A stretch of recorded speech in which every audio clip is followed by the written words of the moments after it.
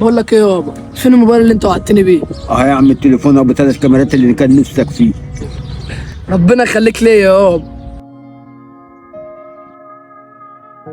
صباح الفل يابا. بقول لك يابا، كنت عايز اجيب حتتين لبس كده اقابل بيهم الزباين بمنظر كويس حتى. يا ناقصه جرف، روح البس من اللي عندك.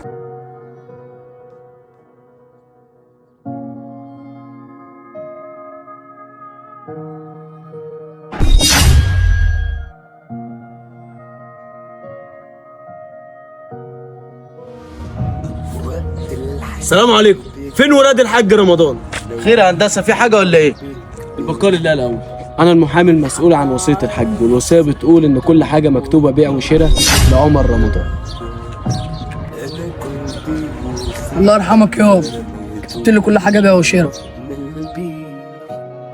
ورجعتوا تبكوا والدموع بتخون كدابة. عمر، تروح معايا بكره عشان نزور ابوك؟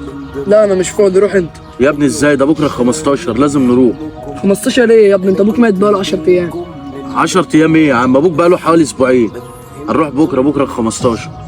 تمام ماشي. واقف وسطكم صعب الناس صدق دمعكم، شايف ملامحي في وشكم ولكني بعرفكم. هو انت اللي عملت معايا كده؟ اقول لك ليه عملت معاك كده؟ عشان ابوك دايما كان بيبديك عني، مع انك ما بتعملش حاجه احسن مني ولا تميزك عني. واقول لك على حاجه كمان يا عمر، انا اللي سميت ابوك.